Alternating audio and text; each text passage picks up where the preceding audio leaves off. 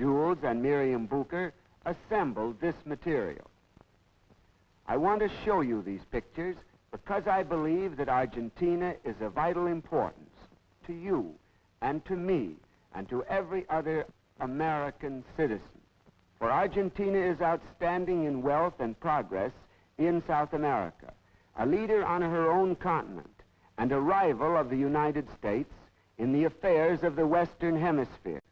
Whether this rivalry becomes friendly or bitter may depend upon how well we understand the reasons for it.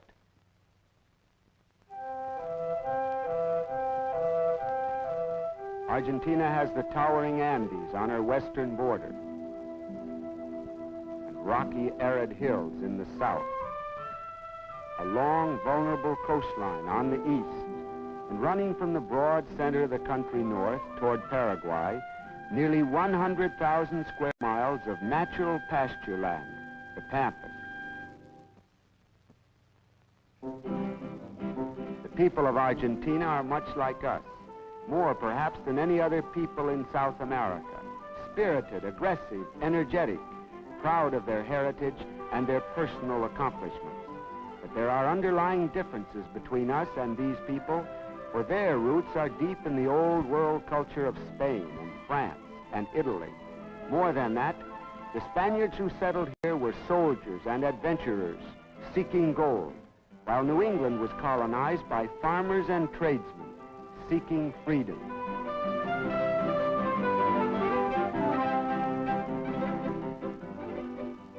Argentina covers a big area, as large as the United States east of the Mississippi. But for every human being in Argentina, there are 10 in the United States. The Spaniards who came here first did not stay because they found no gold, only a few hostile Indians.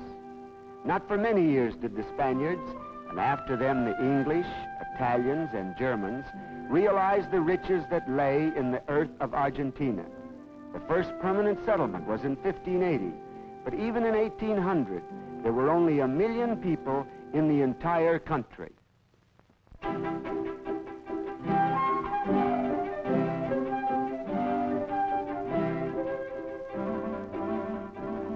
In 1905, Buenos Aires had only 1 million people, but today it is the third largest city in the Western Hemisphere.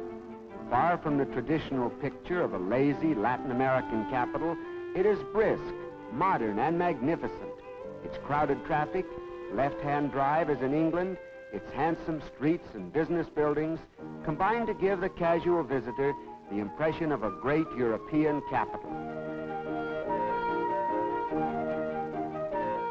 Residents of Buenos Aires are proud of their 3 subways. They are short lines compared to the New York system, but they are clean, efficient, and colorfully decorated.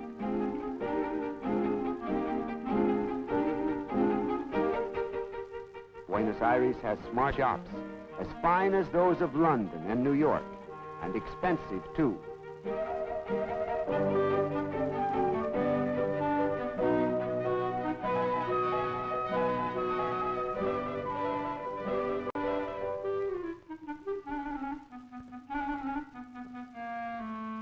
North American motion pictures are enormously popular, even though some of the bitterest complaints about Hollywood's lack of taste and accuracy in portraying Latin Americans have come from Argentina. But they want their own motion pictures, in their own language, and are capable of making them. In small but efficient studios, they are turning out good films, using Argentine actors, directors, and writers.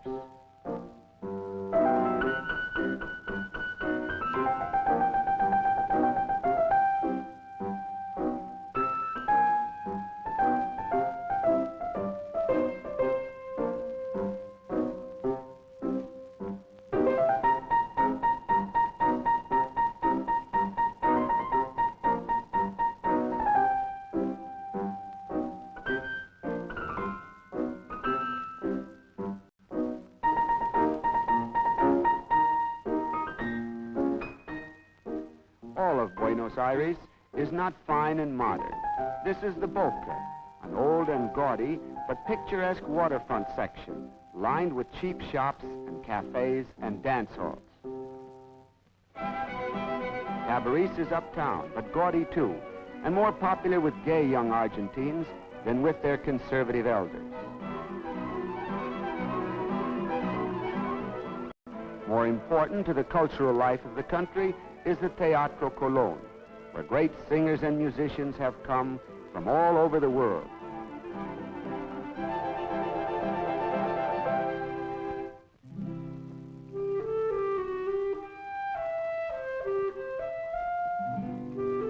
Here the aristocracy lives well, in houses which are a constant surprise to those North Americans who suspect that all South Americans live primitively.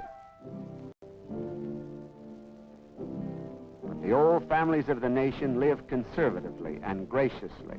They attend a church like this one, where they are steeped in the devout traditions of their Spanish ancestors, who were buried with pomp in the picturesque cemetery of Recoleta.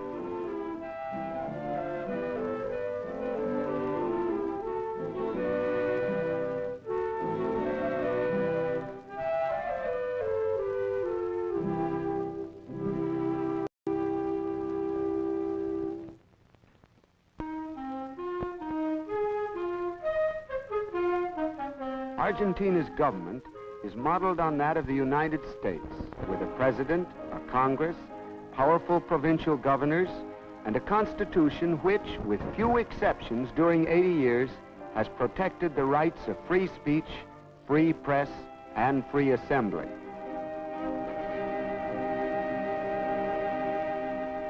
The newspapers of Buenos Aires are famous throughout the world. They truly speak for their people with strength and eloquence. Papers like La Prensa and La Nación print more foreign news than the New York Times. La Prensa has done distinguished work in offering free medical and legal consultations, well-equipped consulting rooms, and a capable staff of doctors and lawyers are employed in this humanitarian service.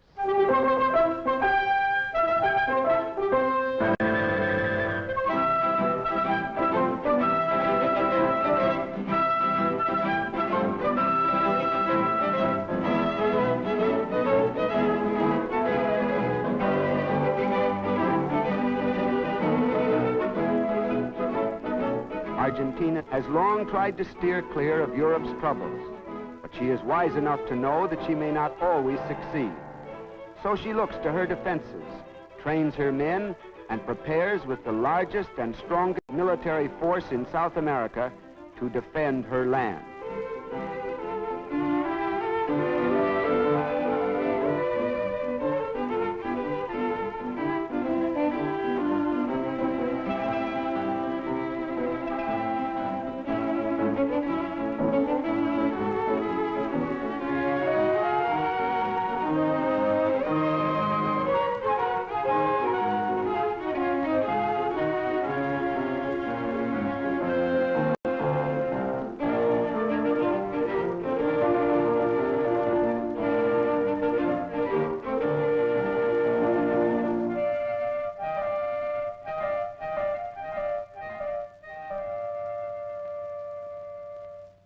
Argentina, and above all Buenos Aires, might be poor indeed if it were not for world trade. More than most countries, she depends upon intercourse with foreign nations through these docks. They are far from the docks of the other great world markets. Nevertheless, Argentina has become a leader of world commerce. But war and the blockade have seriously hurt her economy. One of this country's most pressing problems is her lack of natural resources. But to her credit, she makes the most of what she has. A government oil company is working feverishly to develop its small oil resources. But still there is no iron or coal or copper. And for these, Argentina is reluctantly dependent upon other nations.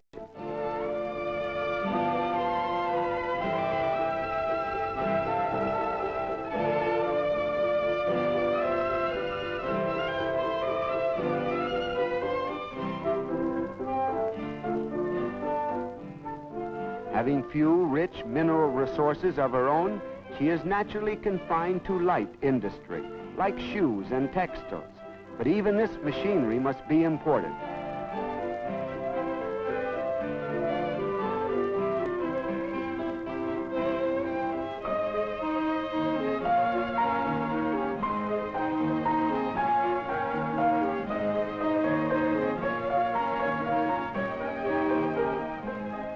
And her assembly plants for cars and refrigerators must get their parts from abroad.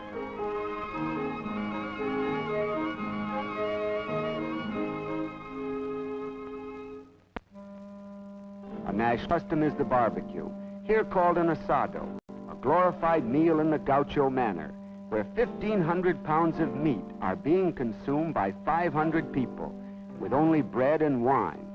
Dietitians might disapprove, but Argentines thrive on it.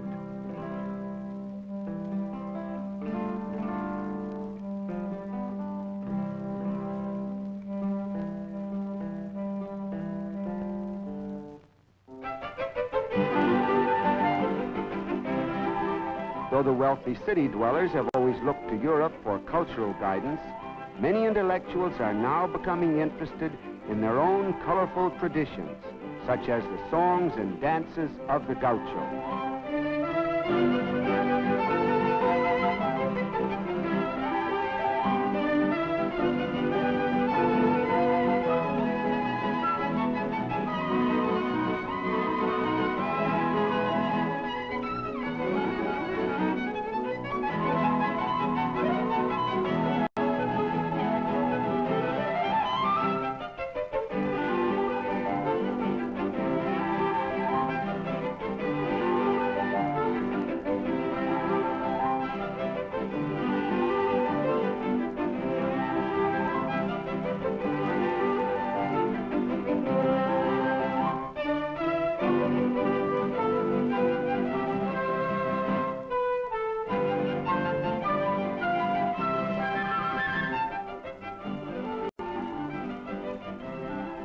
Argentina's artists, like the great caricaturist Molina Campos, are turning toward the land for inspiration, toward the hard-riding, fun-loving gaucho, Indian and Spanish, the half-wild nomadic cowboy who first settled on the land and herded the wild cattle.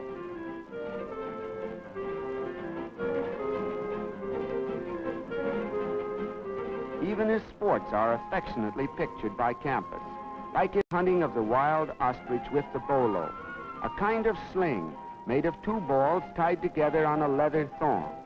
This, when thrown, winds around the bird's legs and trips it up.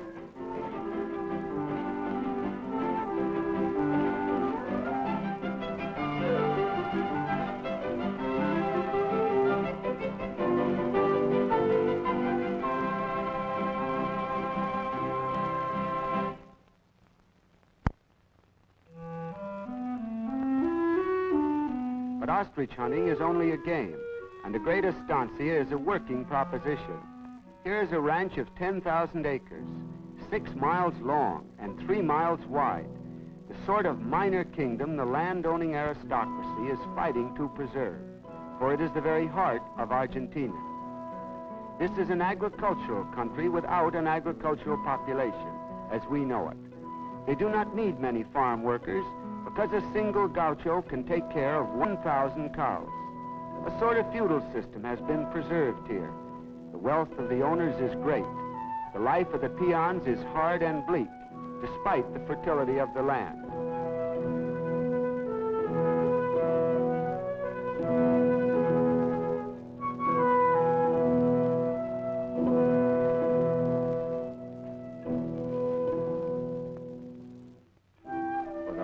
Is fertile, almost unbelievably so. The soil is 10 feet thick, rich and black, the deposited silt of thousands of years. But in our country, the average topsoil is only 1 foot thick. Argentina is one of the world's great granaries, raising each year more than 1 million tons of corn and wheat. The climate is so mild and even that alfalfa grows 5 crops a year, and the men who herd livestock can sleep outdoors the year round.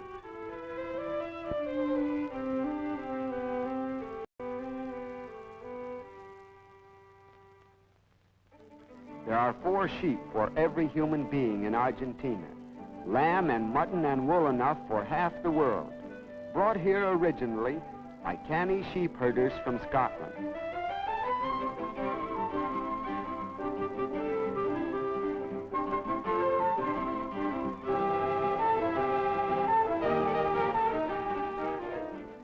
Each season, thousands of yearlings are broken in. Horses whose ancestors once ran wild on the great pampas.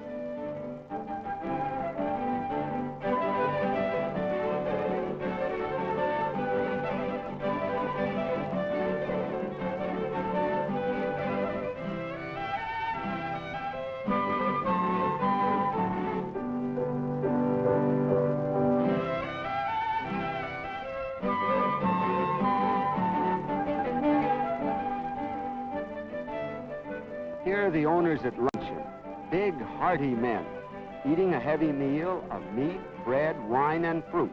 At this ranch, unlike some others, the owners supervise the work themselves. After luncheon, they sip mate, the herb tea which Argentina drinks in such great quantities. Mate is sipped from a hollow gourd through a silver tube called a bombilla.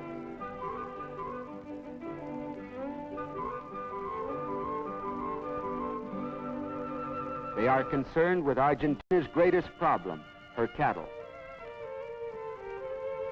In the early days, the scrubby cattle ran wild by the millions, and the landowners had no vision of their great future. Then in 1857 came the railroads, and this meant an outlet for the lush fields of wheat and corn of the fertile pampas. And in 1877, another miracle happened. The first refrigerated ship came to Argentina. As North American life was developed and transformed, first by the railroad and then the automobile, so the railroads and the refrigerated ship transformed the life of Argentina. This new kind of shipping meant that for the first time, fresh Argentine beef could be shipped to all the world. Soon the Argentines began to take their cattle seriously. They imported the best and most expensive breeds, Shorthorn, Angus, and Hereford.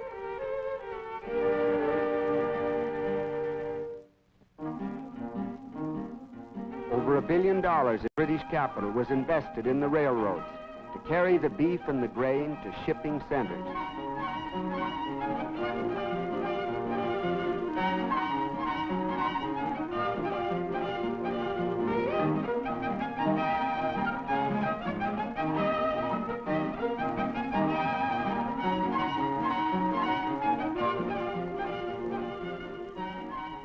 All these cattle must eventually arrive at the market.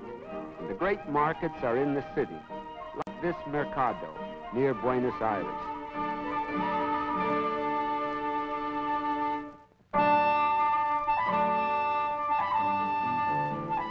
Here come buyers from the great packing houses or frigorificals to buy cattle at auction. Many are native Argentines, representing local firms. Others are Texans, Canadians, or British, representing firms like Swift, Armour, Wilson, or Anglo, with many millions of foreign capital invested here.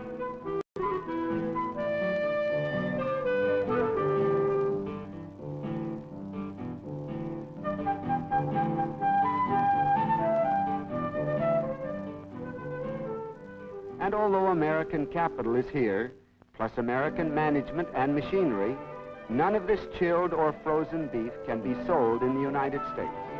The sanitary regulations of our government make it impossible for any country where foot and mouth disease of cattle exists to ship fresh meat here, because the spread of the disease would destroy our herds. On the other hand, Argentina is a large country, and certain sections, such as southern Patagonia, have never had this disease. So the whole nation is angered at our refusal to import fresh meat, even from Patagonia. Basically, it is a story of economic rivalry, the difficult problem of two great nations who produce the same foodstuffs, who could together feed the world. Canning meat requires clean hands, so these girls get a manicure before beginning work. Here they are packing cooked meat, the only form in which it may be imported into the United States. There are two sides to the meat question, with good arguments on each side. When it is examined thoroughly, without animosity, it may be settled to everyone's satisfaction. But until it is, we can never be truly good neighbors. Meanwhile, the government has turned to other solutions for her growing economic problems.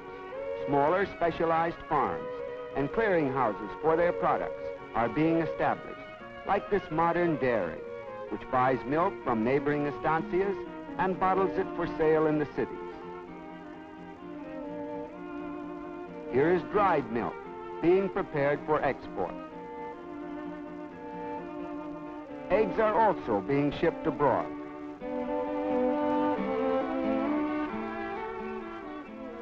Vineyards are producing grapes for Argentina's excellent wines. And all of this specialization in farming and food processing is receiving attention and aid from the government. Slowly but surely, the great estancias are breaking up, because like the huge haciendas of Mexico, they best serve the needs of only a privileged few. In the final analysis, it is the needs of the common man which South America must serve, her own underprivileged of the country and city.